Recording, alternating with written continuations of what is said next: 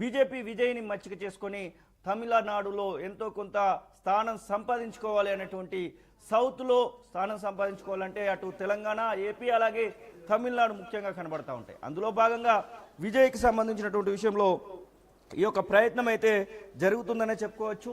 విజయ్కి ఒకవైపు ముఖ్యమంత్రి అయితూనే తన ఎవరైతే ఇప్పుడు ఫియాన్సీ అనాలో లేకపోతే తనకు సంబంధించినటువంటి త్రిషకు కూడా మంత్రి వర్గంలోకి చోటు చేసుకునేటువంటి అవకాశం ఉన్నటువంటి గాసిప్స్ని అయితే మనం వింటా ఉన్నాం.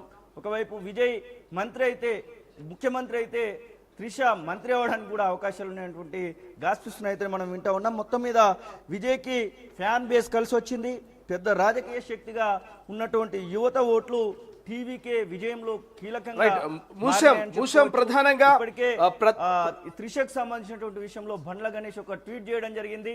మీ యొక్క ఆలోచనలు మీకు సంబంధించినటువంటి ఏదైతే లక్ష్యం ఉందో అది నెరవేరబోతోంది అంటూ బండ్ల గణేష్ లాంటి వాళ్ళు కూడా ట్వీట్ చేసినటువంటి సందర్భంలో మొత్తం మీద అటు విజయ్ త్రిష మొత్తం మీద అక్కడ తమిళనాడులో ఒక ప్రభంజనాన్ని సృష్టించినట్టుగా మనకైతే స్పష్టంగా తెలుస్తా ఉంది. శ్రీశైలం రైట్ మూసం ప్రధానంగా విజయ్ని గతంలో ఇటు బీజేపీ కావచ్చు లేకపోతే ఇతర నేతలంతా కూడా సంప్రదించినటువంటి పరిస్థితి. ఒకవేళ కింగ్ మేకర్గా కనుక విజయ్ ఉంటే తమిళనాడులో నీ సపోర్ట్ మాకు కావాలని సంప్రదించిన సందర్భాల్లో అంటూ కొంత చర్చ జరుగుతుంది. మరోవైపు క్యాంపు రాజకీయాలకు సైతం తమిళనాడులో తెరలేపుతున్న ఒక చర్చ జరిగింది. సో వీటన్నిటికీ విజయ్ పులి స్టాప్ పెట్టాడు అనుకోవచ్చా ఈ అత్యధిక మరి మెజార్టీ స్థానంలో ఆయన ఆధిక్యంలో ఉండడంతో?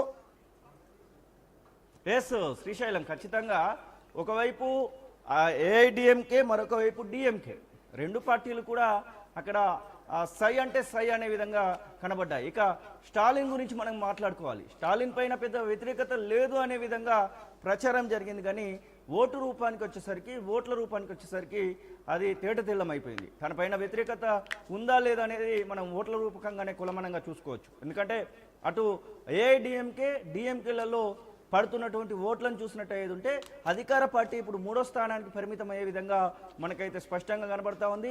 టీవీకే మొదటి స్థానంలో దూసుకెళ్తున్నటువంటి సందర్భాన్ని అయితే మనం చూస్తూ ఉన్నాం. ఒకవేళ తప్పని పరిస్థితి వస్తే ఖచ్చితంగా అక్కడ ఎట్లయినా కానీ ఏఐడిఎంకేతో జయలలితకు సంబంధించినటువంటి పార్టీతో పొత్తు తీసుకొని వెళ్ళడానికి అయితే అవకాశాలు కనబడతా ఉన్నాయి. ఆ పార్టీ మద్దతుతో విజయ్ ముఖ్యమంత్రి అవ్వడానికే ఎక్కువగా సంకేతాలు ఉన్నాయి. ఎట్టి పరిస్థితుల్లో కూడా ఈ క్యాంపు రాజకీయాలకు అవకాశం లేకుండానే విప్పు జారీ చేసి ఖచ్చితంగా ముఖ్యమంత్రి స్థానంలో విజయ్ ఉండడానికి